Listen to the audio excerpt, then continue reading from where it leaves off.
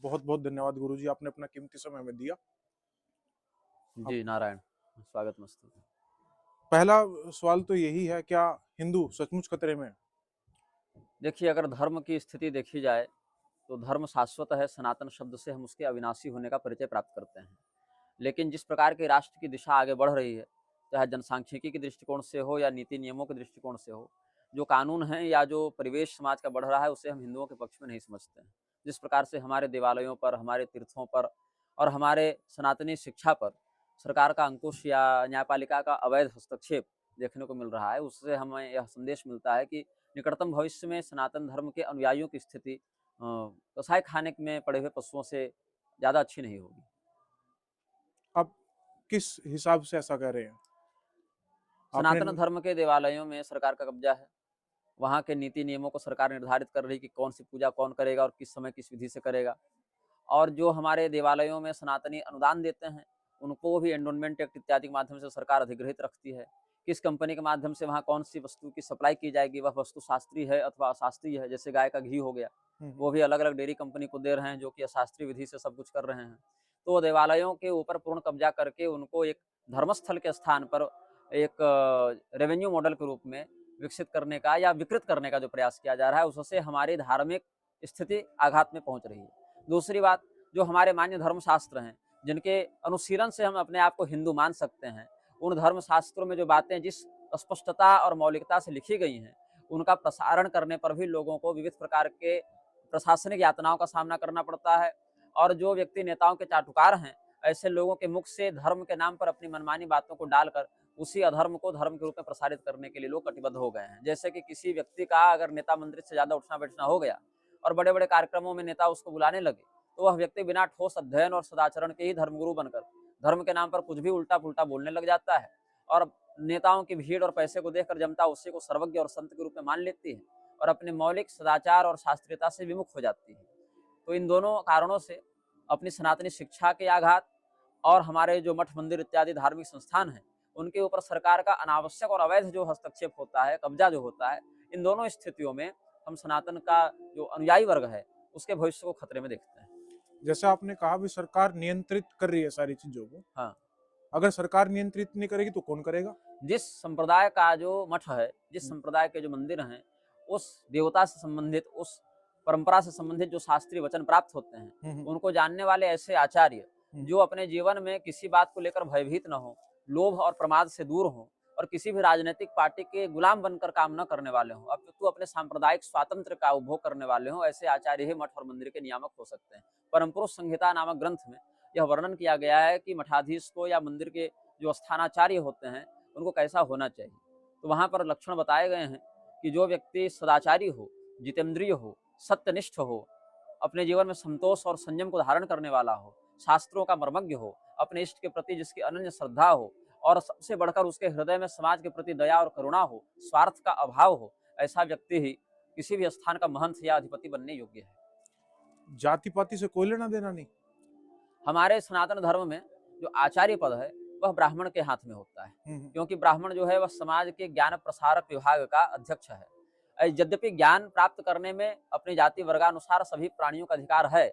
जैसे हमारे धर्म में विदुर जी महाराज जन्म की दृष्टि से शूद्र थे, किंतु उन्होंने जो विदुर नीति इत्यादि का उपदेश किया, वह सत्पुरुषों की सभा में वैसे ही मान्य है जैसे कि ब्राह्मण चाणक्य आदि के द्वारा बताई गई नीति शास्त्र को हम सम्मान देते हैं। हमारे यहाँ भीष्म पितामह क्षत्रिय होकर भी धर्मराज युधिष्ठिर को धर्म का बोध कराते हैं। तुलाधार वैश्य जो हैं, वो बनिया थे, जिसको आज की भाषा में बनिया कहें, वैश्य वर्ण से थे।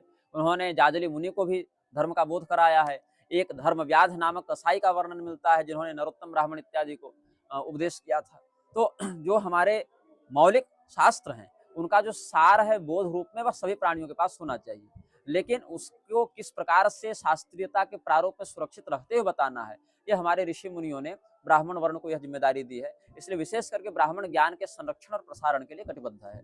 इसीलिए आचार्य पीठ पर बैठने वाले व्यक्ति को ब्राह्मण ही होना चाहिए, शास्त्र का मत है। हाँ, ये बात जरूर है कि जो विशेष धर्मज्ञ होते हैं, ऐसे क्षत्रिय, वैश्य और उत्सवादि में अलग अलग विभागों को देखने के लिए शूद्र वर्ण की भी अपनी अपनी उपयोगिता विभाग के दृष्टिकोण से है।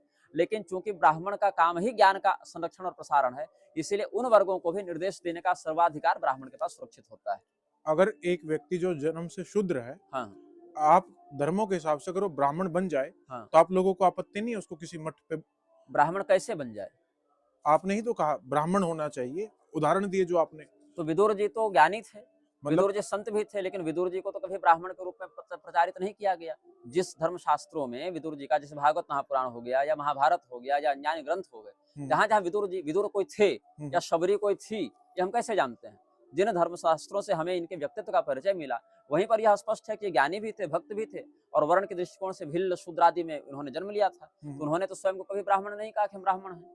तो फर्क क्या हुआ? सरकार नियंत्रित करे या एक मैं हूं मान लीजिए, या कोई और व्यक्ति है, अगर मैं ज्ञानी होने के बाद या शूद्र जन्म में घर लेता हूँ, हाँ, हाँ। तो मैं तो कभी भी किसी मठ का सबसे टॉप पोजीशन पे नहीं बैठ पाऊंगा। तो जिस वर्ण के लिए भगवान ने जो विधि और निषेध बताया है, उस वर्ण के माध्यम से ही उस प्रकार का कार्य किया जाना चाहिए, यही शास्त्र की आज्ञा है। जैसे उदाहरण स्वरूप ग्वाला जाति जो है, जिसको गोप कहा जाता है, उसके लिए शास्त्रीय आजीविका है गाय का पालन करना, गाय के दूध दही घी का व्यापार करना।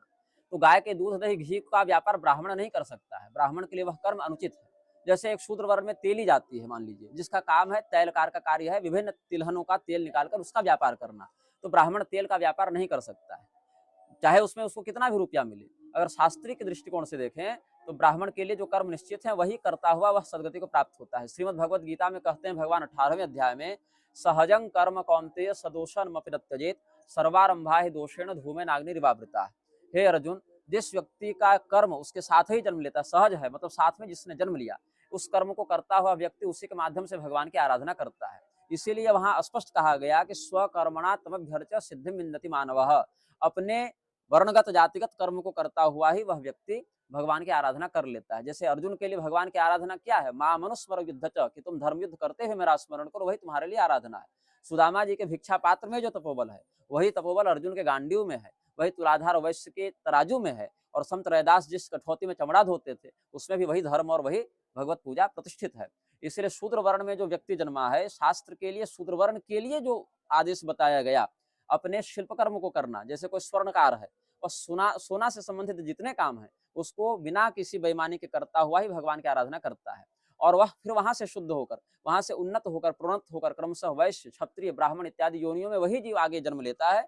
और वहां पर जब वह ब्राह्मण बनेगा तो ब्राह्मण के लायक जो काम है उसमें वह करेगा। अगर वहां ब्राह्मणोचित कर्म नहीं करेगा तो फिर वह अन्यान्य योनियों में भटकेगा, और अगर ब्राह्मण के योग्य कर्म करेगा तो वहां से उसका मोक्ष होगा। ये पूरी प्रक्रिया होती है। छांदोग्य उपनिषद के अनुसार या भागवत महापुराण के अनुसार, जो या देवी भागवत इत्यादि के अनुसार भी, जो व्यक्ति स्वकर्मनिष्ठ होता है, शूद्र वर्ण में जन्मा व्यक्ति शूद्र के लिए जो कर्म बताए आजीविका या सदाचार संबंधी, उसका पालन करे, वहां से वह फिर वैश्य योनि में जाएगा, वहां से वह फिर क्षत्रिय, ब्राह्मण इत्यादि योनियों में जाएगा। अगर ब्राह्मण अपने कर्म को नहीं करता है तो वह क्रमशः क्षत्रिय, वैश्य, शूद्र आदि की योनि में भी अगले जन्म में जाएगा। तो पुनर्जन्म के सिद्धांत के अनुसार यही बात शास्त्र वर्णित करते हैं। मेरे को आपकी बातों से ऐसा प्रतीत हो रहा है, आपको इस बात का ज्यादा दुख है कि सरकार अगर सारी चीजों को नियंत्रण करेगी, हाँ, तो जो ब्राह्मण लोग हैं, हाँ, उनके हाथ में से सारी चीज जा रही है। आपको हिंदू बचाने में मेरे हिसाब से कोई दिलचस्पी नहीं है, हिंदू जितना कैसे अपनी बनेंगे? कुर्सी बचाने में। अगर जैसे आपने कहा एक शूद्र है, हाँ, हाँ, वो जो उसका जन्म हुआ है वो हाँ, वही काम करेगा। मैंने एक ब्राह्मण के लिए भी यही बात कही। ब्राह्मण अगर मान लीजिए मंदिरा सेवन करता है, हाँ, समाज में तो उसकी ब्राह्मण की इज्जत रही, तो और काम वो तो कौन कौन उसको ब्राह्मण कह के पूजा करे? ऐसा शास्त्र कहता है कि मदिरा से ब्राह्मण को तो हम महापातकी शास्त्र ने कहा है। समाज बहुत बड़ा रूप है चीजों का। हाँ, समाज ब्राह्मण को ब्राह्मण की नजरों से देख रहा है, हाँ, शूद्र को शूद्र की नजरों से देख रहा है, हाँ। चाहे वो कितना ही ज्ञान अर्जित कर ले। जो गाय दूध नहीं देती है, हाँ, जो हाँ। गाय बच्चा नहीं देती है, उसके गो होने के ऊपर क्या है? आपत्ति है? जैसे कोई गाय अगर दूध नहीं दे रही है या कोई गाय अगर संतान उत्पन्न नहीं कर रही है, तो उसको हम क्या कहेंगे? दूध नहीं दे रही है, इसका अर्थ वो गाय नहीं है, ऐसा नहीं। क्या कहेंगे? वह लक्षणहीना गौ है। मतलब गौ के रूप में उसका जन्म हुआ, किंतु गौ के लिए जो लक्षण प्रकाशित किए जाने चाहिए थे वह उसमें नहीं है।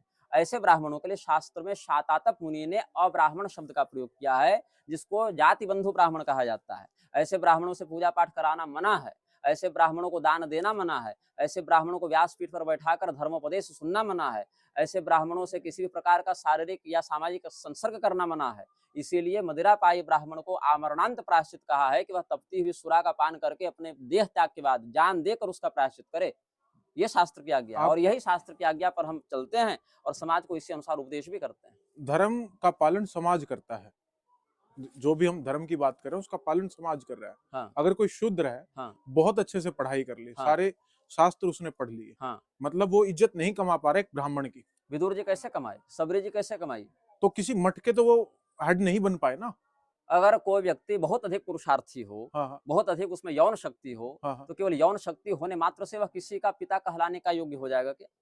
ऐसा तो हो नहीं सकता कि किसी में अगर कोई बहुत अधिक अगर धनी हो जाए, तो धनी होने मात्र से वह सभी प्रकार के अधिकार से युक्त हो जाए, ऐसा भी नहीं कर सकते हैं। मठ के मठाधीश होने में जो हेतु है, जो लक्षण और जो कारण होने चाहिए, मठ के मठाधीश होने में जब वहाँ शूद्र वर्ण को मठाधीशत्व का विधान ही नहीं है, तो हम अपने से नियम बनाकर कैसे कह दें? अगर कोई व्यक्ति शूद्र वर्ण में जन्म लेकर धर्मशास्त्रों के मर्म को जानता है, तो वह यह भी जानता है कि शूद्र वर्ण के अंतर्गत मठाधिपत्य का जो विधान है वह प्राप्त नहीं होता है। इसीलिए वह अगर शास्त्र के सच में है, तो वह इस अनुशासन को स्वीकार करके शूद्र वर्णोचित कर्तव्य ही करेगा, जैसे विदुर जी ने किया, जैसे पैजवन नामक शूद्र ने किया। गालो मुनि के मार्गदर्शन में पैजवन शूद्र ने भी तपस्या की थी और उसने 1 लाख स्वर्ण पात्र जो है वह दान किए थे जब पाक यज्ञ किया है पैजवन शूद्र ने। स्कंद पुराण के नागर खंड में मिलेगा ये प्रकरण।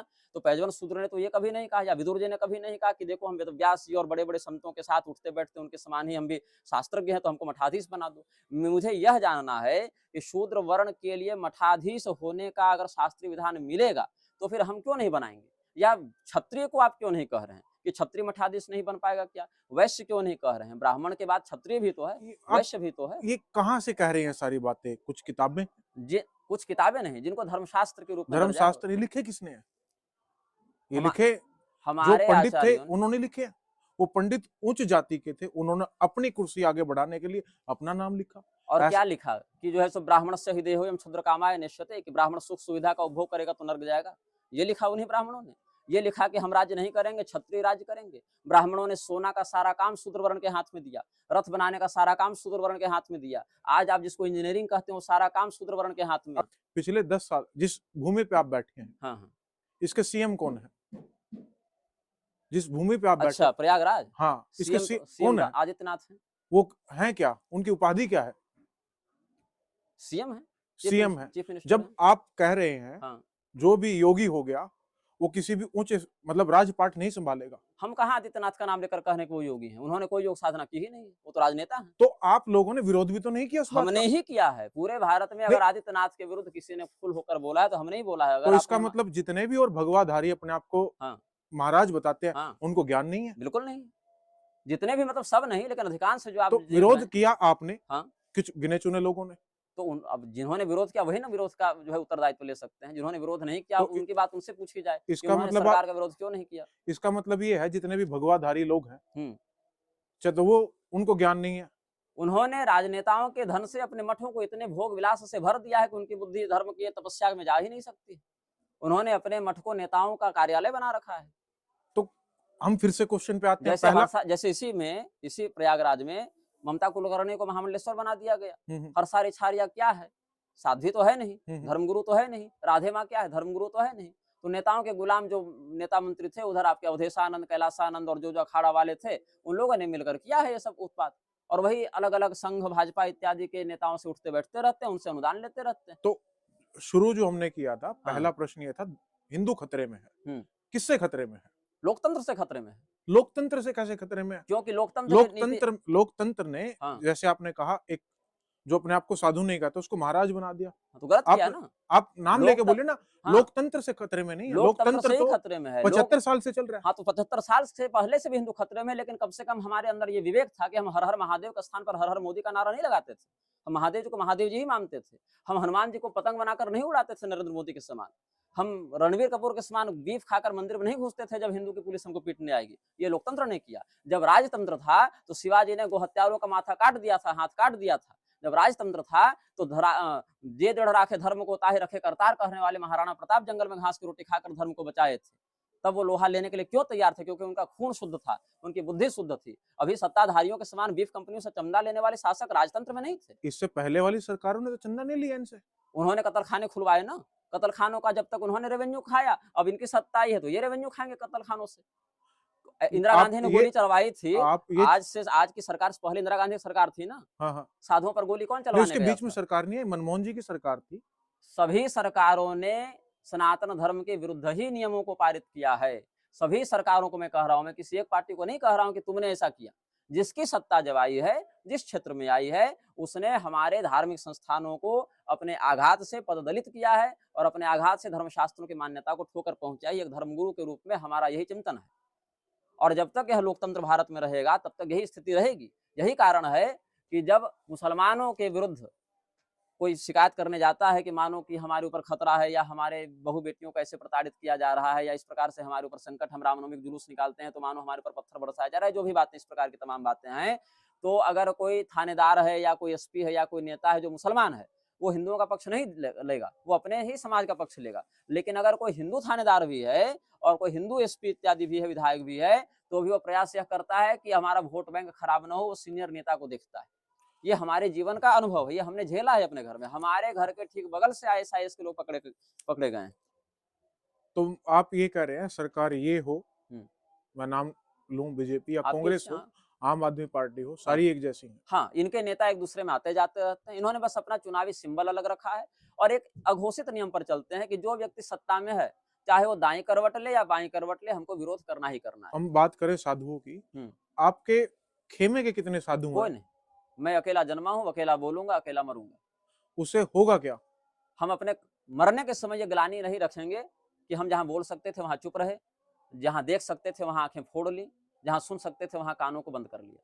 हम अपने जीवन को मृत्यु के समय अपने जीवन की ग्लानि से बचाना चाहते हैं कि हम जो कर सकते थे वो हमने नहीं किया। जब आपने खुद ही कह दिया भाई बीजेपी और कांग्रेस एक जैसी है, तो आपने बहुत सारे प्रश्नों का उत्तर एक लाइन में खत्म कर दिया। हमारे लिए सारे नेता एक ही तराजू की मेढक हैं, जो कभी यहाँ उछलेंगे, कहाँ उछलेंगे और कभी फिर वापस तराजू में आकर बैठ जाएंगे। तो ये जो भारत की 150 करोड़ की आबादी है, ये मूर्ख है, इनको पहचान ही नहीं हो रही कौन हिंदुओं का हितैषी है और कौन हिंदुओं का दुश्मन है।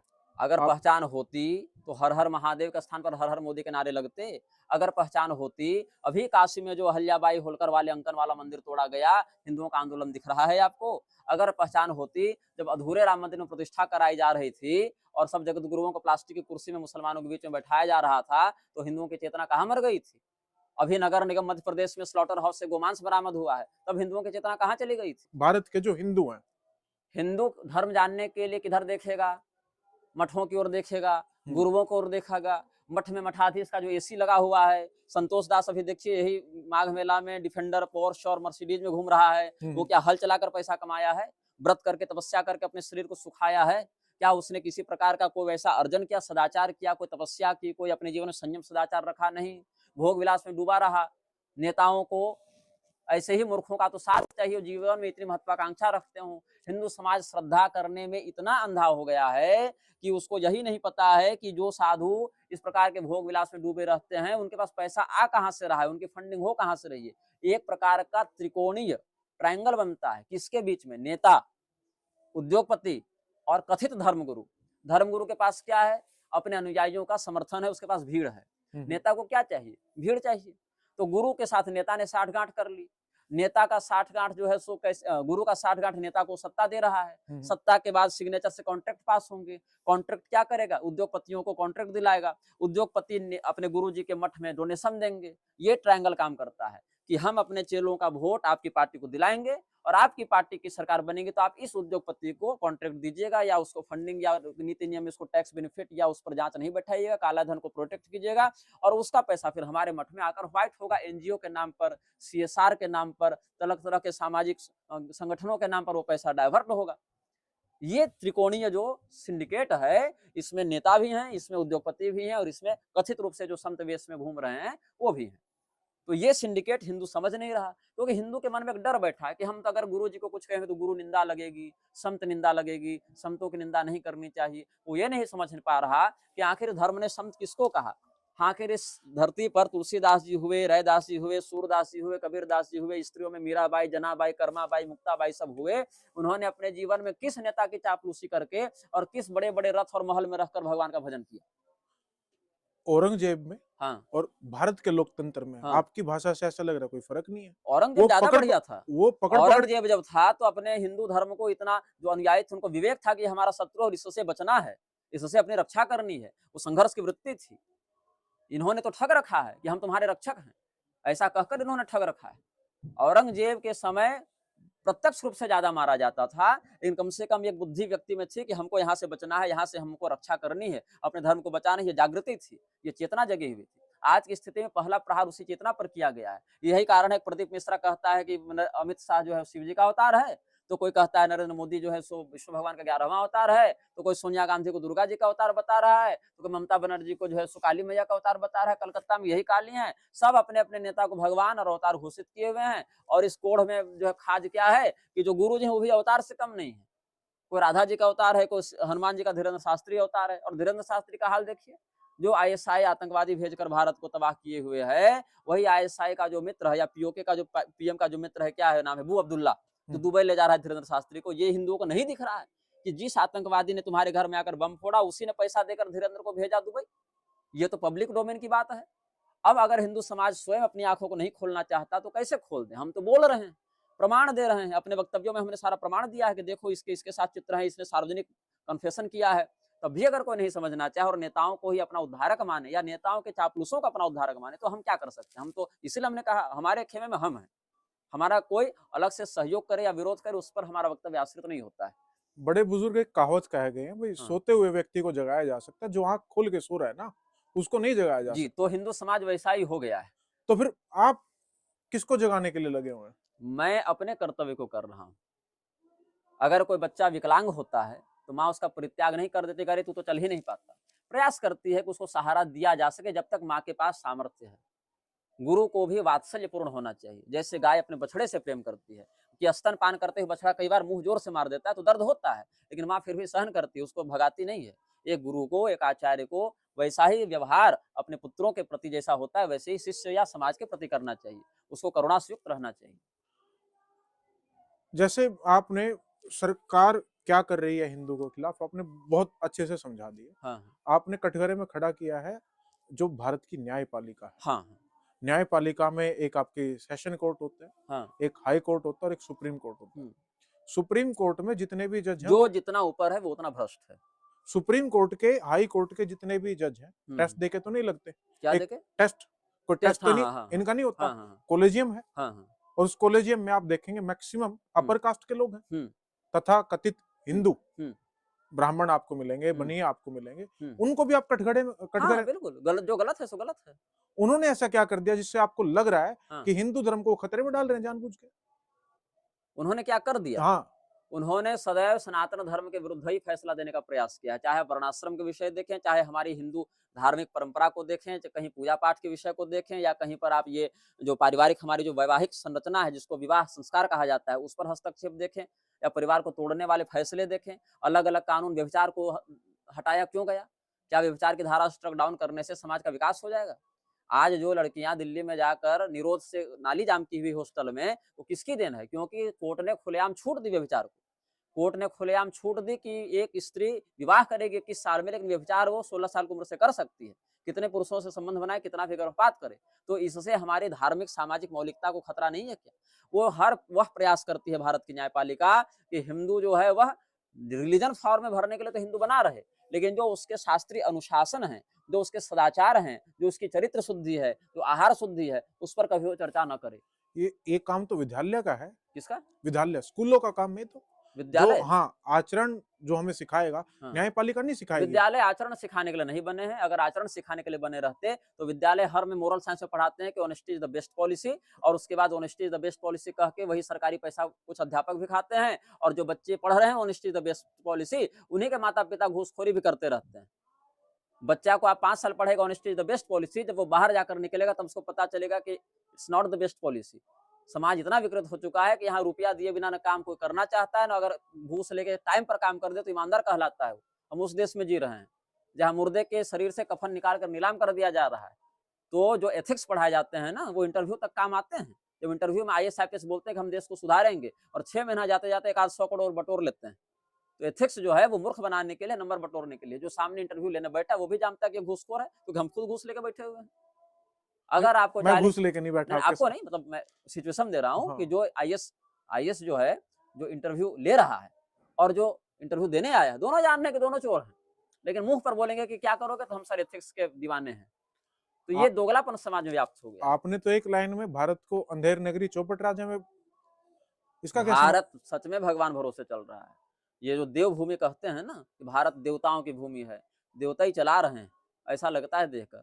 इतना सड़ा हुआ तंत्र जो है अन्य किसी देश का नहीं है। कोई देश अपने ऊपर इतना बड़ा आघात नहीं करता है, अपनी सुरक्षा के साथ इतना समझौता, अपने नीति नियमों के साथ इतना समझौता। महिलाओं को 2000, 5000, 10,000 देकर बांट दिए वोट खरीदने के लिए, खजाना खाली हो गया, महिलाएं खुश कि हाँ सरकार हमको 10,000 रुपया दी। अब ट्रेजरी में पैसा नहीं, पति को कहाँ से सैलरी दीजिएगा? 6 महीना से पति की सैलरी बैन। और पति पैसा नहीं लेके आएगा तो वही महिला कहेगी तुम भरण पोषण नहीं करते हो, घर में गृह क्लेश होगा, तलाक का केस फाइल करेगी, एलिमनी भी लेगी। इसका दोषी कौन हुआ? सरकार ने रुपया बांटा, ट्रेजरी खाली। 500 रुपया का काम सरकार 1500 रुपया में करवा रही है, वो भी टिकाऊ नहीं करवा पा रही है। तो क्यों ऐसा हो रहा है? जहां हम बैठे हैं प्रयागराज की भूमि पर, यहाँ तो जो सिस्टम है बहुत अच्छे से सरकार ने किया हुआ है, इसमें तो कोई कमी नहीं है। आज ही मुक्तेश्वरानंद के दल पर लाठी चली है, सुने हैं, जबकि वो तो कोई आतंकवादी भी बंदूक लेके जा नहीं रहते जिससे सुरक्षा खतरा था। भीड़ ज्यादा हो गई होगी। तो कितनी भीड़ हो गई थी? जब मेला लगा तो भीड़ लगेगी। आप भीड़ को संभालने की व्यवस्था कीजिए, आप बैन कैसे कर सकते हैं? उस पर भी आप एक आमना के शंकराचार्य को बैन कर रहे हैं।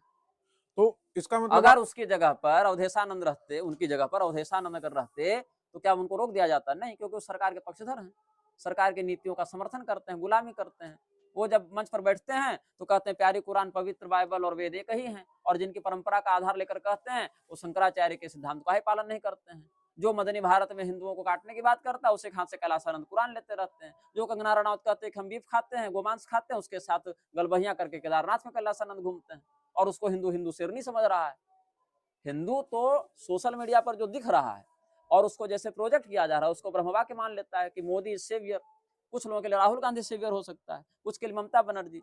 सुरेश कलमाडी मरा पिछले 10 दिन में, 20 दिन में, टूजी घोटाला का हल्ला हुआ था ना, क्यों सुरेश कलमाडी को आज तक जेल नहीं हुई?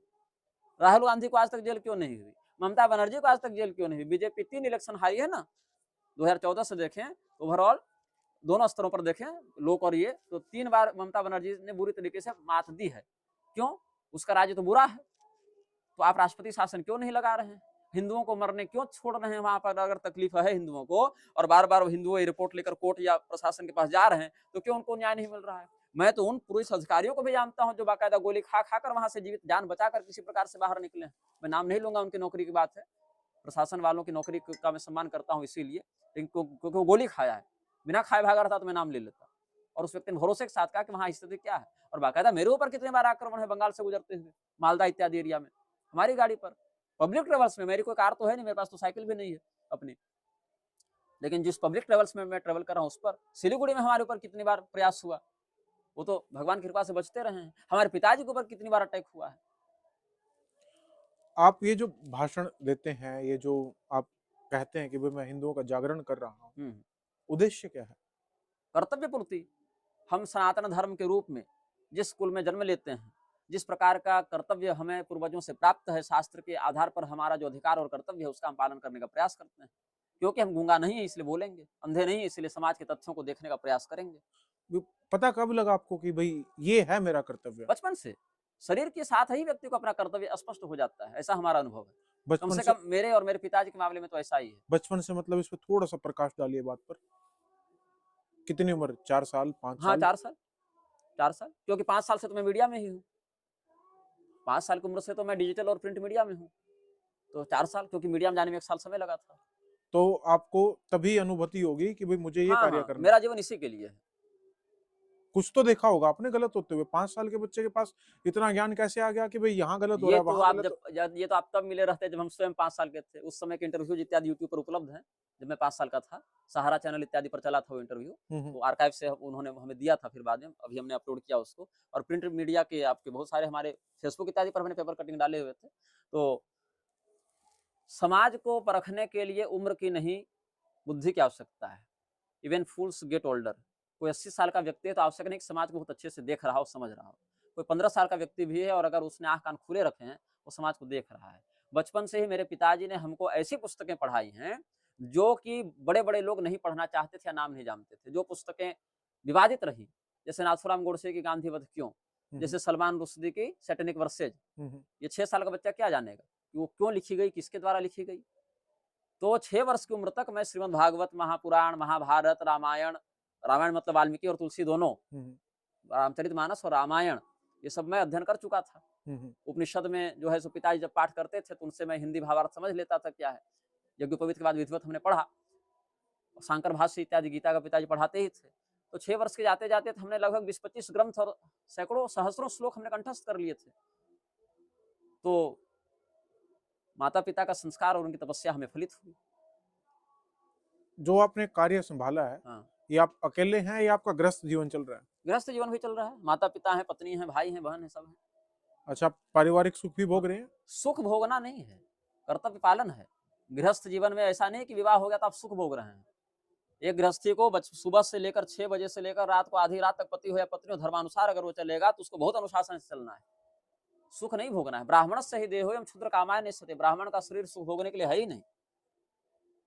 कृच्छ्राय तपसे चेह प्रत्यानंत सुखाय च। कृच्छ्राय कष्ट भोगने के लिए है, तपस्या करने के लिए, उपवास करने के लिए। हम बहुत बड़ी बड़ी ऐश्वर्य वाली गाड़ियों में नहीं घूम रहे हैं। शरीर को व्रत करके, भोजन पर संयम करके, मनोविचार पर संयम करके, संयमित करके तब हम यहाँ पर पहुंचे। अच्छा, तो मतलब आप सांसारिक जीवन में जो एक हमारे कर्तव्य ऋषि है, महर्षि जो थे हम्म, वो भी वैवाहिक जीवन में थे, हम्म, लेकिन विलासी जीवन में नहीं थे। सुदामा जी विवाहित नहीं थे, हम्म, तो सुदामा जी भोग विलास तो कर नहीं रहे थे। सुदामा जी का जीवन तो तपस्या और संयम वाला था। हम्म, वशिष्ठ मुनि अरुंधति देवी के साथ युक्त हैं, हम्म, अगस्त मुनि लोपामुद्रा के साथ युक्त हैं, अत्रि और सती अनुसुईया को देखिए। तो गृहस्थ जीवन में जिस प्रकार का शास्त्रीय अनुशासन होना चाहिए, हमारी जो सीमा है, हमारा जो सामर्थ्य, हम प्रयास करते हैं वैसे ही व्यवहार करें। राम मंदिर पर आपके क्या विचार हैं? श्री राम मंदिर के विषय में हमने जो अपने विचार हैं, जब प्रतिष्ठा का नाटक हो रहा था तभी हमने कह दिया था। भगवान श्री रामचंद्र जी के विषय में एक बहुत प्रसिद्ध शास्त्रीय युक्ति है, रामो विग्रहवान धर्म। भगवान श्री रामचंद्र जी मतलब धर्म को चलते फिरते देखना है तो राम जी का जीवन देखो, ये हमारे धर्म में कहते हैं। और राम जी के नाम पर जिन लोगों ने मंदिर बनाने का दावा किया, नरेंद्र मोदी का कल परसों का ही बयान आप देख लीजिएगा। अब आप रिलीज कब करेंगे नहीं जानता, रिकॉर्डिंग जिस दिन हो रही उस दिन से मैं बता दूं पाठकों को, दर्शकों को, कि रामायण महाभारत को किससे कहानियां कह दी गई नरेंद्र मोदी के द्वारा। इंद्रेश कुमार के द्वारा राम जी को इमाम हिंद बताया गया। इमाम हिंद जो है वो राम जी का अपमान करना है कि सम्मान करना है। कार्टून में देख रहा हूँ कि राम जी को मोदी हाथ पकड़ के ले जा रहा है, और जब मंदिर की बात आई तो अगला इलेक्शन हम जीत जाए राम जी के नाम पर, इसी स्वार्थ मात्र के लिए आधे अधूरे मंदिर में प्रतिष्ठा का नाटक किया गया। वह भी पर्याप्त शुद्ध मुहूर्त नहीं था उस समय, फिर भी किया गया। मुहूर्त तो था, लेकिन जैसा बताया जा रहा था कि 2 साल तक ऐसा मुहूर्त नहीं है, आज ही कर लो, ऐसी बात भी नहीं थी। और उसके बाद जितने भी हमारे मान्य आचार्य जो शास्त्रीयता के पक्षधर हैं, वो जब इस बात का विरोध किए तो उनको कांग्रेसी हो तो बांग्लादेशी हो तो विदेशी फंडिंग है तुम्हारे लिए, ऐसा करके उनको बहुत आक्षेप भी किया गया। और बात बार बार यह दिखाने की कोशिश की गई कि हम मंदिर नहीं बना रहे, हम सर्वधर्म भाव का एक केंद्र बना रहे हैं। तो राम मंदिर का श्रेय लेने के नाम पर तो भाजपा ने वोट बटोरे। मस्जिद का श्रेय लेने कौन आएगा जिसके लिए 5 एकड़ जमीन दी गई, उसका श्रेय भी लेना चाहिए। जज श्रेय लेंगे कि हाँ हमने दिया, नहीं। क्यों? क्योंकि कहा कि भाई हमने जब निर्णय दिया तो किसी पक्षकार ने आपत्ति नहीं की। ऐसा वकील श्रेय लेंगे, जो वकील आज कहते हैं कि राम मंदिर का फैसला हमने दिलवाया, उन्होंने मस्जिद की जिम्मेदारी क्यों नहीं ली? अगर भाजपा ने ही राम मंदिर बनवाया तो अध्यादेश लाकर क्यों नहीं बनवाया? कोर्ट के आदेश की प्रतीक्षा क्यों की? और अगर कोर्ट के आदेश की प्रतीक्षा करनी थी तो श्रेय कोर्ट को मिलना चाहिए था कि कोर्ट ने बनवाया राम मंदिर, क्योंकि निर्णय कोर्ट ने दिया। और अगर कोर्ट ने निर्णय दिया तो आपने तो उस निर्णय का केवल पालन किया कि हाँ कोर्ट का आदेश हम लागू कर रहे हैं, और लागू करने में आपका क्या खर्च हुआ? कुछ नहीं। ना आपने कभी कोर्ट में वकील किया, न कभी आपने आंदोलन किया। एक आडवाणी की रथ यात्रा छोड़ दें, वो नाटक के अलावा तो और कुछ किया नहीं। और उसके बाद भी ना कोई आपने लीगल एविडेंस प्रस्तुत किए, न आपने विजय जुलूस निकालने की हिंदुओं को अनुमति दी। अभी तो 5 एकड़ मस्जिद का भी विरोध नहीं किया। कल को आकर हमारी जमीन पर कोई कब्जा कर ले, अवैध रूप से हमें प्रताड़ित करे, और अगर हम लिए न केन प्रकारेण 500 साल के बाद या जब भी मान लीजिए उस जमीन पर पुनः कब्जा करते हैं, तो कब्जे करने वाले को दंड मिलना चाहिए कि और 5 एकड़ जमीन या जो भी है वो पुरस्कार मिलना चाहिए। तो बढ़िया है कि हम जाएं, जो भी जज हो उसके घर पे कब्जा कर लें, और कब्जा के बदले हमको एक नया घर जज दे दे। ये हुआ आज का पॉलिटिकल ड्रामा। हाँ। एक उस टाइम पे जब मंदिर का फैसला आया था, हाँ। भारत में ही 2 गुट बने हुए थे। हाँ। ये फैसला गलत है, हाँ। और ये फैसला सही है। हाँ। मैं वोट लेने वाले से पहले की बात कर रहा हूँ जब बना नहीं था। ठीक है। मैं सवाल मेरा ये था आपसे, हाँ। कि राम मंदिर जो बना है, हाँ। ये सही बना है या गलत बना है? आपने तो कोई पार्टी है, हाँ। उसके राज में बन गया, हाँ। क्योंकि केस तो इनके राज में नहीं चल रहा था। केस तो बहुत पहले ये तो फैसला आया। ये फैसला अगर 10 साल पहले आता तो शायद कोई दूसरी पार्टी क्रेडिट लेती। मैं बात ये कर रहा हूँ कि मंदिर बनना चाहिए था, नहीं बनना चाहिए? हाँ, बिल्कुल बनना चाहिए। अगर राम जी का मंदिर अयोध्या में नहीं बनेगा तब जाकर हम टोक्यो में थोड़े बनावे। राम जी का मंदिर अयोध्या में क्यों नहीं बनना चाहिए? क्या आपत्ति है? समाज का इससे क्या नुकसान है, क्या हानि है, देश को क्या खतरा है, या बाबरी मस्जिद से क्या फायदा हो रहा था देश को कि उसको बने रहना आवश्यक था? राम जी का मंदिर अगर अयोध्या में नहीं बनेगा तो और किस स्थान पर बनना चाहिए, या बनना ही नहीं चाहिए अब हिंदुओं का इस देश में आराध्य का मंदिर? सवाल ये है, अभी क्यों? राम जी अभी के तो है नहीं, हाँ ये तो बहुत पहले के हैं, हाँ। तो अभी क्यों बनाए? मंदिर तो पहले से था। मंदिर जो है वो तो मुसलमानों के भारत में आक्रमण से पहले से भी था।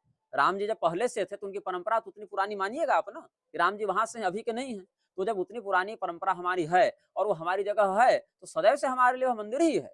वहाँ पर जो अवैध कब्जा है, उसको हटाकर उसको जो शास्त्रीय रूप में प्रस्तुत करना था, हमने उसके लिए संघर्ष किया। अभी कोई अलग से जमीन खरीद के उस पर नया निर्माण नहीं किया गया है। जो स्थान हमारे शास्त्रों में जिस प्रकार से हमारे लिए वर्णित है कि हमारे भगवान का इस प्रकार से वहाँ संबंध है और पुरानी परंपरा से उसकी आराधना होती रही है, उसी को हमने पुनः अपने नियंत्रण में लेकर एक व्यवस्थित रूप प्रदान करने का प्रयास किया, जिसको आरएसएस और भाजपा ने हाईजैक किया। हिंदू धर्म में एक और भगवान हुए हैं बड़े, श्री हाँ, कृष्ण जी। जी, जी। तो इस हिसाब से तो उनका भी एक बहुत भव्य मंदिर बनना बिल्कुल चाहिए। बनना चाहिए। तो उस पे हमारे कार्य क्यों नहीं हो रहा?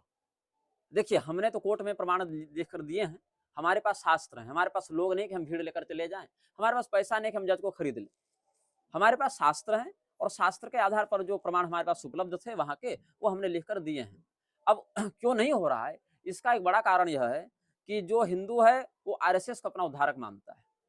कल ही राष्ट्रीय कार्यकारिणी के एक व्यक्ति मिले थे आरएसएस के और यहाँ विधिवत डाँट सुनकर यहाँ से गए हैं।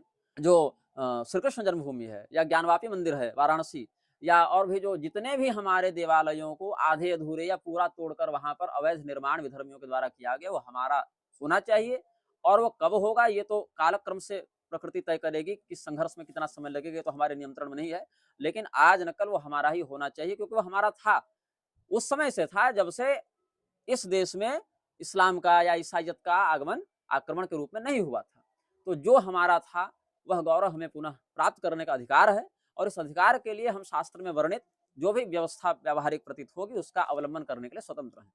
अब जब जैसे जवारी मंदिर, जहाँ भगवान विष्णु की प्रतिमा का शिरच्छेद किया गया, वो मंदिर था ना, और किसी दुष्ट बुद्धि वाले आक्रांता ने उसका विध्वंस किया।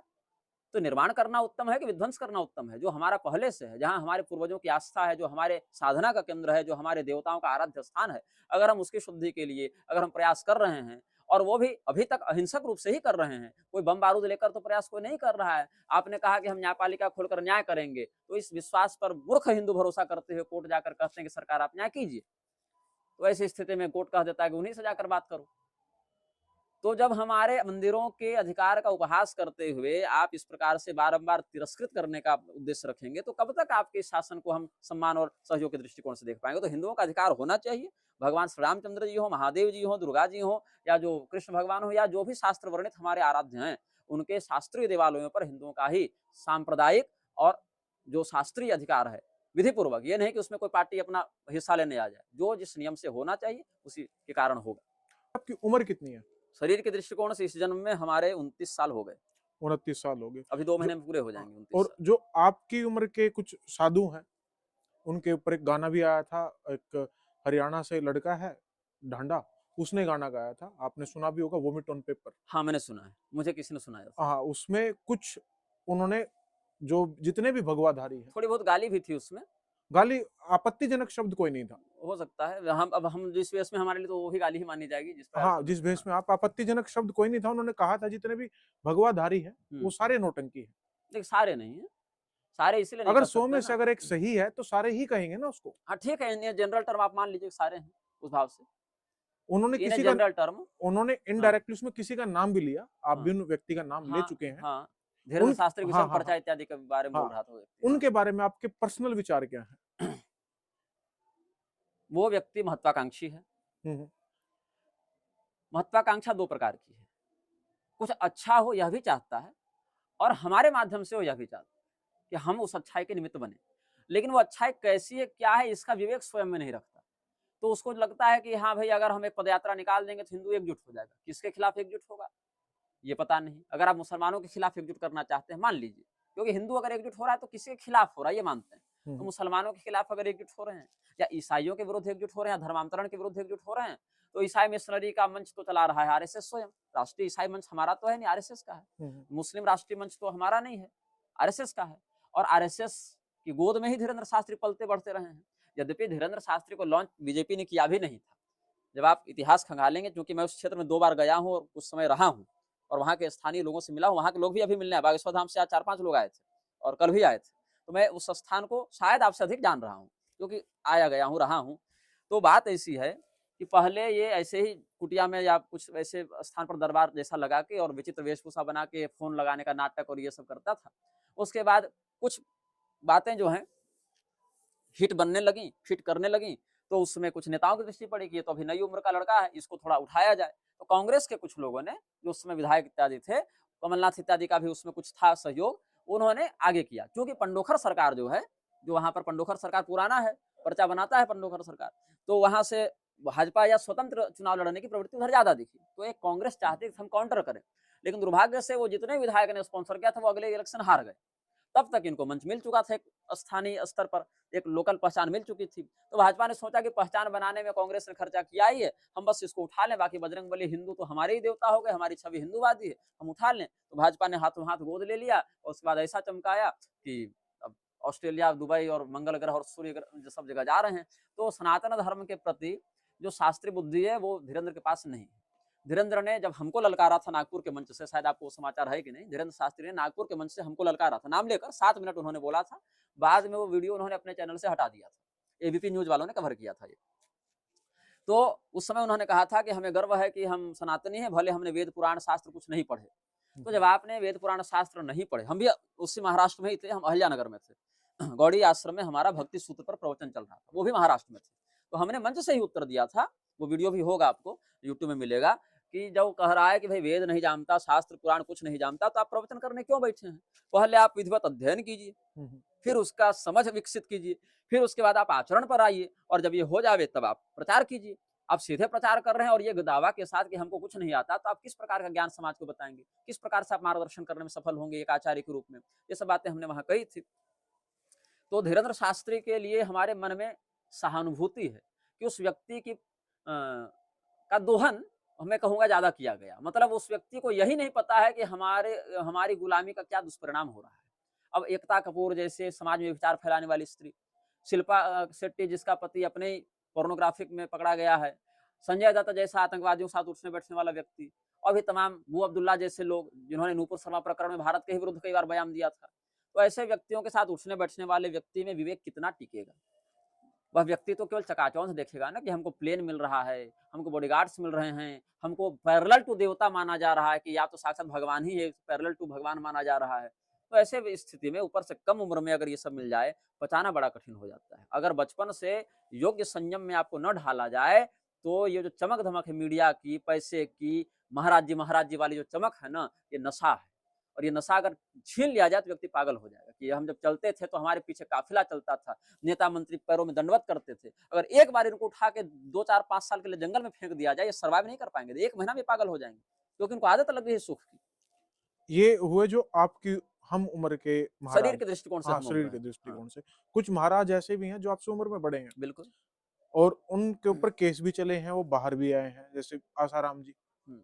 उनके ऊपर आपके क्या विचार हैं? आसाराम बापू ने अपने क्षेत्र में जो आप ईसाई, उनको बापू क्यों कह रहे हैं? प्रचलित नाम है, प्रचलित नहीं, नाम से मैंने निकल गया। मैंने तो नाम लिया आसाराम, आप हाँ, खुद ही उनको बापू कह रहे हैं, नहीं ऐसा नहीं, क्यों? प्रचलित नाम से निकल गया। नहीं, जैसे जैसे धीरेन्द्र शास्त्री का नाम शास्त्री है नहीं, वो श- धीरेन्द्र शास्त्री बोलने में शास्त्री निकल फिर भी एक जाता है। ठीक शब्द है। बापू तो आपने उनको पिताजी की उपाधि दी खुद ही नहीं, अपने मुंह मैंने से। नहीं दी है, आप किसी शब्द को पकड़ कर न खींचे। नहीं, मैं पकड़ के नहीं हाँ, खींच हाँ। रहा, जैसे मैंने जैसे आसाराम जैसे बोला आपने। जैसे हाँ, जैसे एक मुरारी बापू शब्द प्रचलित हो गया है, और हाँ, वो जवान पर आज जैसे बाबा रामदेव या रामदेव बाबा, हाँ, हाँ। ऐसे पकड़ा में आ जाता है। आदित्यनाथ के नाम क्या, योगी आदित्यनाथ लग जाता है। हम्म, तो इतना बार वो चल चुका है कि वो जवान पर कई बार आ जाता है। तो आसाराम बापू का जो आपने बापू शब्द का खंडन किया, तो आसाराम, मैंने खंडन नहीं किया, मैंने पूछा आपसे, मैं किसी चीज का बापू खंडन नहीं अब कर रहा। व्यक्तिवाचक संज्ञा ही वैसी हो गई है ना। जैसे निर्मल बाबा, हाँ, वो बाबा है नहीं, राधे माँ, वो माँ है नहीं, लेकिन चूंकि उसी रूप में इतनी प्रसिद्धि हो गई कि बोलचाल की भाषा में उतना निकल गया। अच्छा, उनके ऊपर आपके क्या तो विचार बात हैं? ऐसी है कि उन्होंने अपने क्षेत्र में ईसाई मिशनरियों के विरुद्ध कुछ कार्य किया, हम्म, जहां वो देखते हैं कि ईसाई मिशनरी जाकर शिक्षा या चिकित्सा इत्यादि का प्रलोभन देते हुए लोगों को चर्च की ओर भेज रहे हैं, या लोग वैलेंटाइन डे मना रहे हैं, क्रिसमस मना रहे हैं, तो उसके काउंटर करने के लिए उन्होंने तुलसी पूजन दिवस और मातृ पितृ दिवस और वीर्य संरक्षण करो, व्यभिचार से दूर रहो, नशेबाजी से दूर रहो, ये सब कुछ उन्होंने बेसिक व्यवहार की बातें लगाई। तो इतने अंश में तो व्यक्ति अगर किसी को नशे से दूर रख रहा है, किसी को अगर चरित्रवान बना रहा है, या किसी को अगर कह रहा है कि तुम माता पिता का सम्मान करो, या स्त्रियों को कह रहा है कि आप भी अपने चरित्र और विवेक के अनुसार व्यवहार करें, तो उतने अंश में समाज के लिए अहितकारी तो है। किंतु अपने आप को एज ए गॉडमैन प्रस्तुत करना कि हम होली में कृष्ण भगवान जैसा रंग कला के पिचकारी खेलेंगे, हम रासमंडल रचाएंगे, या अलग अलग तरह की जो बातें इस प्रकार से अलग अलग लोग करते हैं, या तुम हमारी पूजा करो, तुम भगवान के सामने हमारी फोटो रख के पूजा करो, तो या तो तुम हमारी रामायण, जैसे आशा रामायण, आशा चालीसा, ये सब अपने ही कुछ साहित्य छापने लगे, ये धर्म के दृष्टिकोण से उचित नहीं है। रामायण मतलब राम जी। मैं बात कर रहा हूँ जो उनके ऊपर केस था, हाँ, उसके बारे में आपने बात नहीं की, अभी बाहर आए वो, केस की जो बात है और तो सजा हो चुकी है उनको, हाँ, कन्विक्टेड साबित है। हो चुका है हाँ, कि भाई इन्होंने कोई गलती की थी। न्यायपालिका में जो साबित होता है, हाँ, हाँ। वो कई बार यह भी पता चलता है कि जिस केस में आप 20 साल जेल में रहे, 20 साल के बाद पता चला कि नहीं, उस केस में कुछ ये त्रुटि थी। वो ये भी हमको वो देखने वो को मिला है। केस कुछ ऐसे होते हैं जहाँ पे जो मुजरिम होता है ना, उसको कोई जानता पहचानता नहीं है। हाँ, हाँ, ये तो एक ऐसे व्यक्ति हैं जिनको पूरा देश जानता है। हाँ। यहाँ मुझे नहीं लगता त्रुटि हुई होगी। नहीं, ऐसा हम नहीं कर सकते हैं। हमको न्यायपालिका पर पूरा भरोसा है कि न्यायपालिका दोनों चीज़ों को देखती है, पैसा और कानून। न्यायपालिका दोनों चीज़ को देखकर फैसला करती है। हाँ, क्योंकि जज जो बैठा है उसको भी महँगी गाड़ी में बैठना है भाई। जज जो बैठा है उसको स्विमिंग पूल वाला बंगला चाहिए, और उसको वेतन से तो नहीं मिलने वाला है। नहीं वेतन से मिलता है। का जो हाई कोर्ट का जज है और हुँ, सुप्रीम कोर्ट का जज है, उनको हाँ। वेतन से कब तक के लिए? ताउम्र के लिए उनकी ताउम्र के लिए? जो पेंशन है, हाँ, एक हाई कोर्ट या सुप्रीम कोर्ट के जज हाँ, की, हाँ, जहां तक मुझे जानकारी है, हाँ। 1.5 लाख पेंशन है उसके आफ्टर रिटायरमेंट। और और वो जिस लेविशिंग लाइफ़ के आदी है, वो 1.5 लाख में निपटा जाएगा उनका, पूरा चल जाएगा? हाँ, चल नहीं, चल नहीं, जाना नहीं, नहीं, चाहिए। नहीं, नहीं, तब आप या तो रिसर्च कमज़ोर कर रहे हैं, हम्म, या तो सेफ साइड खेल रहे हैं। क्योंकि अगर ऐसा होता, तो मुझे दुर्भाग्य से यह कहना पड़ रहा है कि अगर 100 जजेज़ हैं, हम्म, तो 90 उसमें से करप्ट हैं, और करप्शन बिना विलासिता के नहीं आता है। 10 अगर होंगे भी उस कीचड़ में कमल के जैसा खिलने का प्रयास करते हुए कि हम अपनी अलग छवि बनाएँ, तो अलग बात है। और ये बात हम अगर कहें तो चलो हम मूर्ख हैं, या हम चिढ़े हुए हैं, या हमारी प्रवृत्ति की निंदा करने की है। लेकिन जब जज रिटायर होते जाते हैं, रिटायरमेंट डे के दिन उनका भाषण सुन लीजिए, वो कहेंगे न्यायपालिका में भ्रष्टाचार है, सुधार होना चाहिए, यहाँ पर जो है सो न्याय बिक रहा है, जेब में पैसा नहीं है तो जाओ नहीं कोर्ट। ये पूर्व सीजीआई ने कहा था, मैं थोड़ा नाम विस्मृत कर रहा हूँ, मैं उसका नाम हम्म, लिया था मैंने। उसने कहा था, कभी अभी बोलते अगर याद आ अभी जाएगा तो बोल हाल दूंगा। फिलहाल में उन्होंने पॉडकास्ट दिया, आप उन्हीं की बात करें ना। नहीं, नहीं, नहीं, वो शायद अभी है या नहीं है, मतलब ये थोड़ा पुराना बयान है, 5-7 साल पहले का बयान अच्छा, है। अच्छा, अच्छा। हाँ, अ, उम, देखिए थोड़ा निकल गया अभी बोलते-बोलते, लेकिन मैं बोला है इसके विषय में। एक आप सर्च करेंगे ना कि जेब में पैसा ना हो तो गरीब ना जाए, तो एक सीजीआई का बयान था। मार्कंडेय काटजू जैसा व्यक्ति, हाँ, हाँ। मार्कंडेय काटजू क्या कह रहा है कि जो अगर फीमेल लॉयर मेरी ओर देखकर आँख मारती थी, तो उसके पक्ष में फैसला देते थे। हम्म। इस बुढ़ापे में जिस जज का ये बयान हो, उससे आप क्या न्याय की आशा करेंगे? जब ऑन सिटिंग चेयर वो ऐसी प्रवृत्ति रख रहा है, तो ऑफ आप चेयर ये क्या क्वेश्चन कर से रहा है? भटक गए हम। क्वेश्चन, मेरा क्वेश्चन था आसाराम हाँ। पर भी मैं आ रहा हूँ, आसाराम पर भी आ रहा हूँ। बात ऐसी है कि जिस केस में फँसाया गया है, मैंने उस केस की स्टडी नहीं की है। लेकिन ये एक तथ्य है कि मठ व्यभिचार का अड्डा बनते जा रहे हैं। ये एक फैक्ट है, ये आरोप नहीं है, एलिगेशन नहीं है। हम्म, क्योंकि इस व्यभिचार को मैंने देखा है। कई बार तो मतलब जैसे मैं संतोष दास की बात कर दूँ अभी, ये बात मैंने अभी तक कहीं पब्लिकली कही नहीं है। हम्म, संतोष दास जो अभी सतवा बाबा के नाम से मार्केट में चल रहा है, मणिकर्णिका घाट के ऊपर इसका आश्रम है। एक बार मैं इस व्यक्ति से मिला हूँ, किसी काम से मैं इसके आश्रम में गया, तो गुरुकुल चलता था ना या चलता है, तो वहाँ पर किसी शैक्षणिक कार्य से हम गए हुए थे। बहुत पहले, हमको लग रहा है कि 6-7 साल हो गए होंगे, कोरोना से पहले या उस समय की बात होगी। तो इसके कुटिया में हम बैठे हुए थे, कुटिया क्या मतलब जो अपना लिविंग रूम है, वहाँ बैठे हुए थे, तो ये भी बैठा हुआ था। और मुश्किल से हमारी और इसकी मुलाकात 15 मिनट की हुई होगी, क्योंकि मैं 15 मिनट के बाद झेल नहीं पाया इसको। इस व्यक्ति ने मुझसे इतने यौन विषयों पर चर्चा की और इस शब्दावली में चर्चा की कि मुझे लगा या तो ये समलैंगिक है, या तो मनोरोगी है, या तो किसी प्रकार का सेक्स मैनियक है। मैं स्वयं इतना संकोच में पड़ गया कि मुझे लगा कि ये व्यक्ति मेरे ऊपर कुदृष्टि न डाल दे, मैं वहां छूटकर चला गया। ये तथ्य है, ये मेरा निजी अनुभव है। अब निजी अनुभव को मैं कैमरा से सिद्ध नहीं कर सकता, लेकिन मेरा निजी अनुभव। वहां के पढ़ने वाले कई बच्चों ने यही अनुभव हमसे साझा किया। ऐसा भी तो हो सकता है कि वो आपको जांच पर रख रहे हो, कहीं आप तो नहीं ऐसे हो। अच्छा, पहली मुलाकात में आप हमसे नहीं जांच परखे, वही जांच पर रख रहे हैं। क्योंकि जैसे आपने इतना बड़ा बयान दिया, हाँ, जितने भी ये आश्रम है, ये अड्डे हाँ, बनते जा रहे हैं, हाँ, हाँ। उनको भी तो ऐसा हो सकता है, क्या? अनुभूति हुई हो कि भाई ये जो आश्रम है, ऐसे हाँ, अड्डे बनते जा रहे हैं, हाँ, जो उनके मेहमान है, हाँ। एक बार उनके पहली बार आपसे कोई व्यक्ति मिल रहा है और आप उसकी सीधे इसी विषय पर परीक्षा ले रहे हैं। हम्म, वाह! 15 मिनट में आपने सीधा यही सवाल किया है, और वो भी लगभग सारे बच्चे इस बात से पीड़ित होकर कह रहे हैं, वहाँ से छोड़-छोड़ कर जा रहे हैं। इस स्थिति में पहुँच गए हैं। और मंदिर सामने टूट रहे हैं, जिन पर रोज अर्चना हो रही थी, वो नहीं ध्यान में है। गाड़ी जो है सो महँगी-महँगी हर दिन खरीदी जा रही है। ईडी वहाँ पर जा रही है, सीबीआई वहाँ पर जा रही है, इनकम टैक्स वहाँ पर जा रहा है। आदित्यनाथ के पीछे चल-चल के अपने आप को प्रधानमंत्री खाप चौक समिति बना दिया है। आप संभावनाएँ जताते रहिए, हम तथ्य पर बात करें, जो मेरी आँखों का तथ्य है, जो हमने देखा है।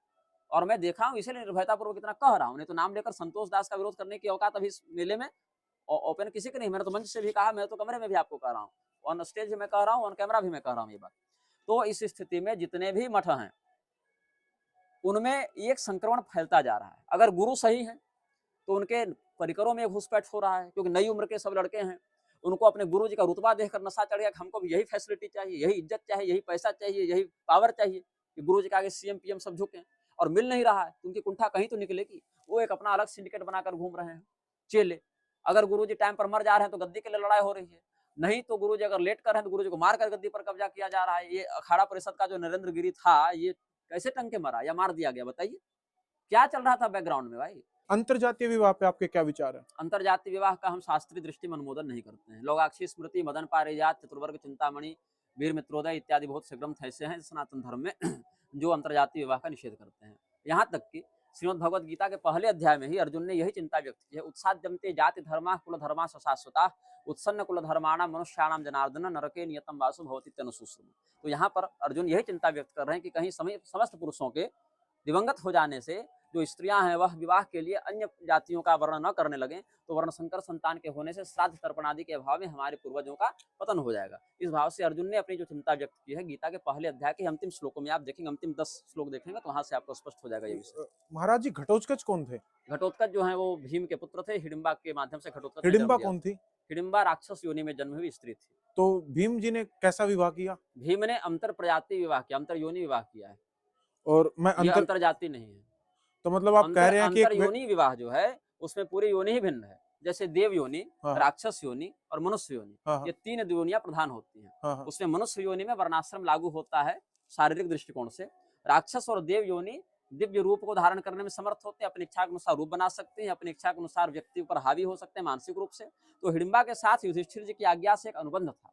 जिस प्रकार से तंत्र शास्त्र में नियम है कि कोई व्यक्ति अन्य योनियों में विवाह कर सकता है यदि उसने उस मंत्र की सिद्धि या वैसा सामर्थ्य ग्रहण किया हो। तो जैसे अप्सरा, नागकन्या, भूतनी, योगिनी, यक्षिणी, चेटकी, ये सब कुछ ऐसी दिव्य योनियां तंत्र शास्त्र में वर्णित हैं, राक्षसी इत्यादि भी, जो कि मंत्र सिद्धि होकर साधक के साथ माता, पत्नी, बहन या पुत्री इन 4 भावों से व्यवहार करती है। तो ऐसी स्थिति में जो हिडिंबा नाम की राक्षसी है वह काम रूपिणी है, वह इच्छा के अनुसार सुंदर या विकृत रूप बना सकती है, इच्छा के अनुसार माया का प्रदर्शन करते हुए आकाश गमन इत्यादि की विद्या रखती है। इसलिए वो मनुष्यों में जो विवाह की मर्यादा स्मृतियों में या शास्त्रों में वर्णित है उसके अंतर्गत वो नहीं आता है। तो भीमसेन को युधिष्ठिर जी ने कहा था कि तुम इससे एक पुत्र उत्पन्न करोगे और उसके बाद तुम्हारा इससे संबंध पूर्ण हो जाएगा। तो आज तो अलग योनि नहीं है, इसीलिए वो अपवाद यहाँ लागू नहीं होगा। अच्छा, वो यहाँ नहीं होगा। हाँ। वो अंतरजातीय नहीं, वो अपवाद है, वो भी 2 योनियों के मध्य में। जैसे अर्जुन का भी एक ऐसा विवाह हुआ है जब नाग कन्या उलूपी से उन्होंने विवाह किया है। जैसे भगवान कृष्ण का भी एक ऐसा अपवाद मिलेगा जहाँ पर उन्होंने जाम्बवान की पुत्री जाम्बवती से विवाह किया है। वो किंपुरुष योनि की अलग देवी है, वो उप देवताओं में आते हैं, मनुष्यों से ऊपर और देवताओं से नीचे होते हैं। राधा कृष्ण के प्रेम को कैसे देखते हैं? शास्त्रीय है। भगवती राधा साक्षात जगदम्बिका है, मूल प्रकृति है, और भगवान कृष्ण साक्षात परब्रह्म है। यही भागवत का मत है। यही भागवत में यद्यपि राधा का नाम स्पष्ट अलग से नहीं आया है, उसके विषय में क्या रहस्य भागवत कथा हम बता चुके हैं, लेकिन देवी भागवत में आया है, राधा तंत्र में आया है, ब्रह्म वैवर्त पुराण में आया है, पद्म पुराण, नारद पुराण, सब जगह आया है वर्णन। तो भगवान कृष्ण और भगवती राधा ये मूल ब्रह्म और भगवती प्रकृति ही है। क्या है कि संसार में एक ही तत्व है जो सत्य है, उसको कहते हैं ईश्वर। और ईश्वर जब अपनी क्रियाशीलता की अभिव्यक्ति करते हैं तो उसी अभिव्यक्ति को कहा जाता है प्रकृति या शक्ति।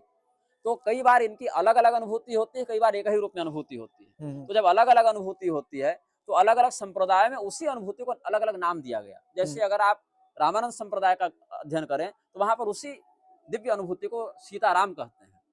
अगर आप वैष्णव में श्री कृष्ण उपासक निम्बार्क इत्यादि का या वल्लभ इत्यादि का माध्व का आप देखें चिंतन, तो वहां भी उनको रुक्मिणी कृष्ण या राधा कृष्ण इत्यादि के नामों से बताया जाता है।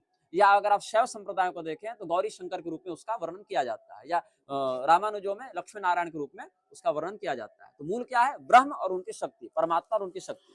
तो वैसे ही वैष्णवों की जो कार्षणी शाखा है कृष्ण परक आराधना वाली, उसमें राधा कृष्ण के रूप में उस शक्ति और शक्तिमान की पूजा की जाती है।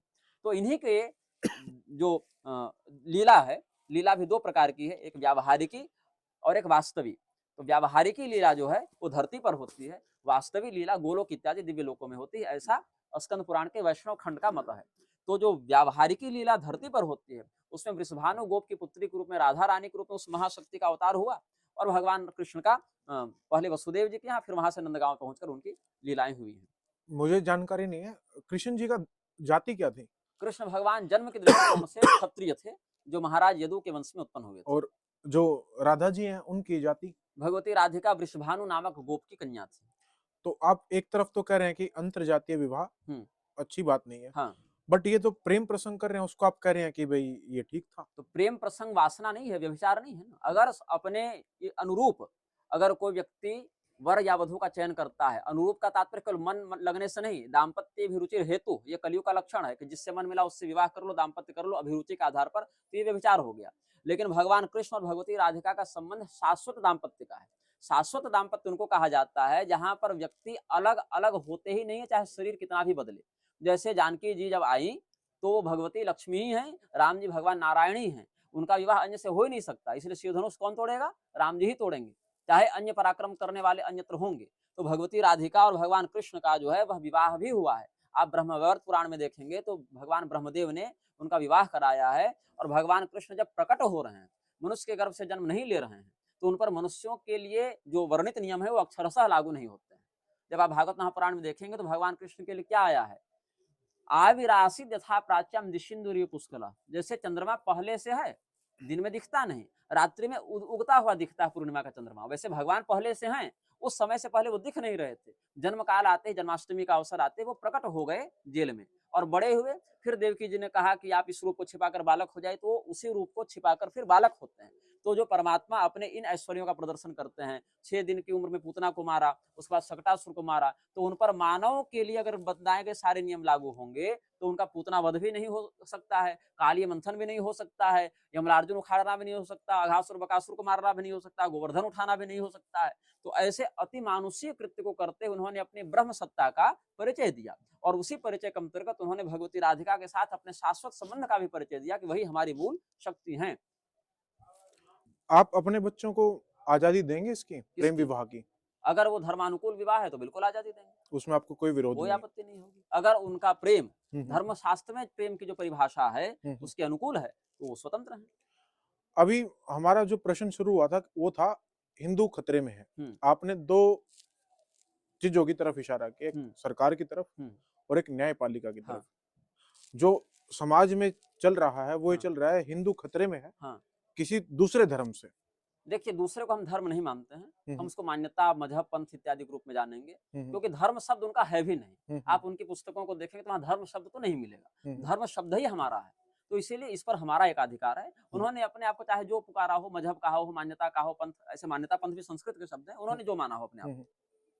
तो उनसे खतरा नहीं है कहने का मतलब? देखिए, अगर उनकी पुस्तकें यह कह रही हैं कि इनको मारने से तुमको जन्नत मिलेगी, इनकी बेटियों को उठा लो, उनके साथ तुम व्यभिचार कर सकते हो, बलात्कार कर सकते हो, तो खतरा तो है।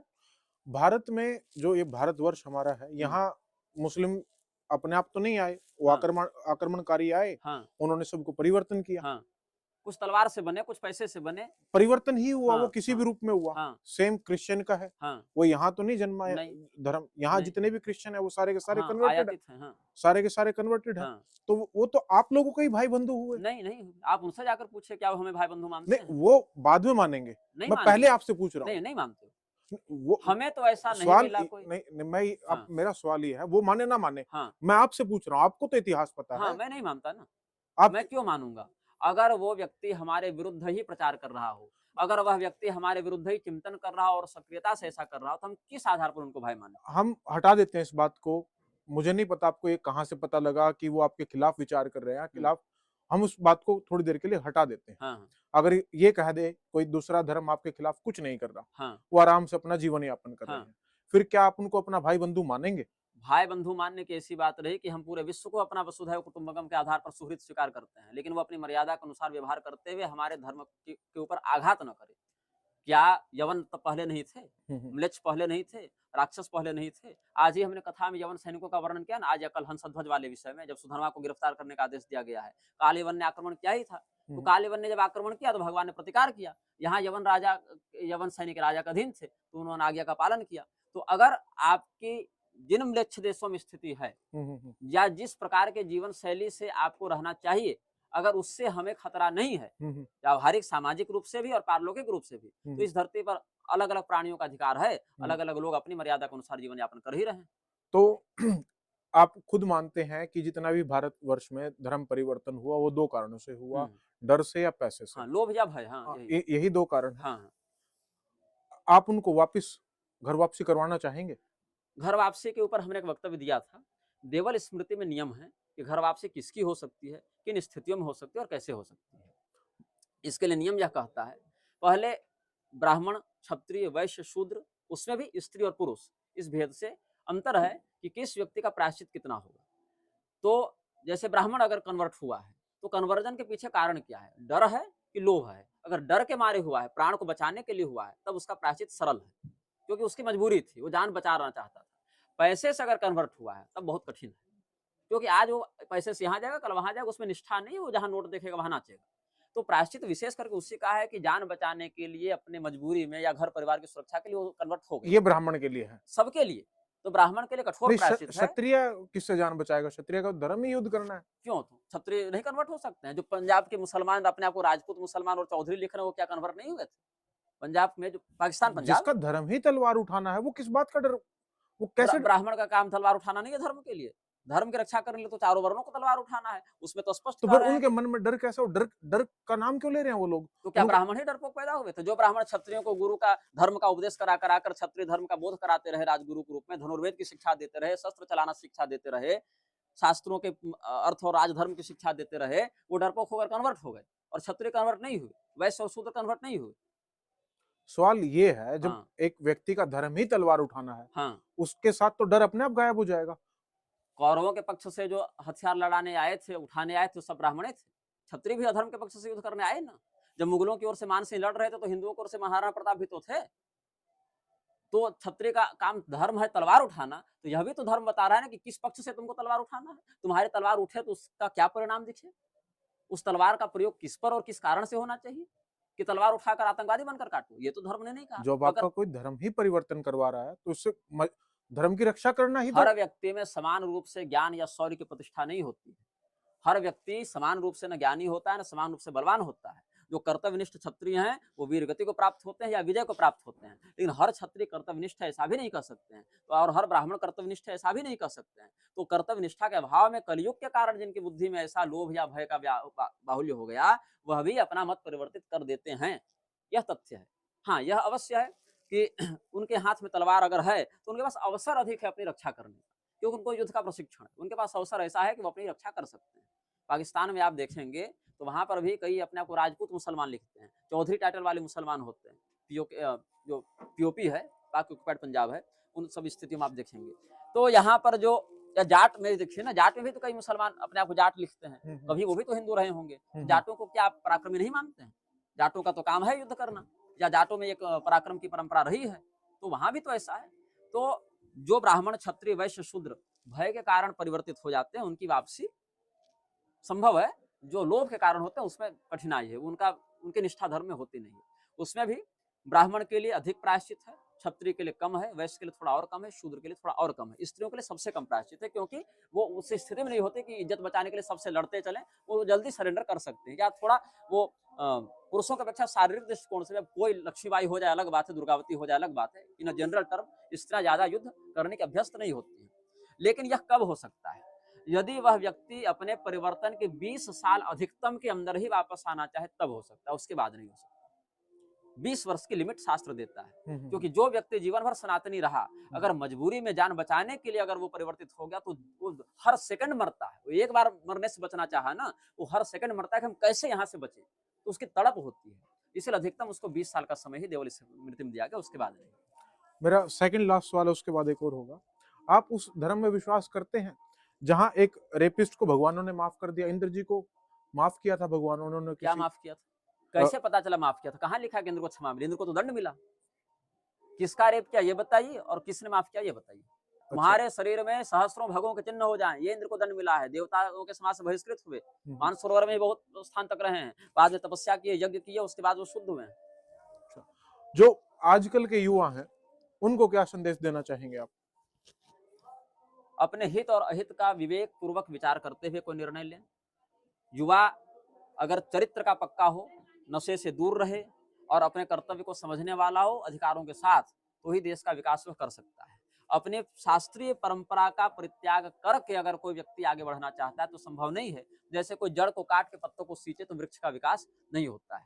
दूसरी बात यह है, किसी भी नेता पर, किसी भी गुरु पर आंख मूंद कर भरोसा न करें। वो अपना हित आपके हित से पहले रखता है।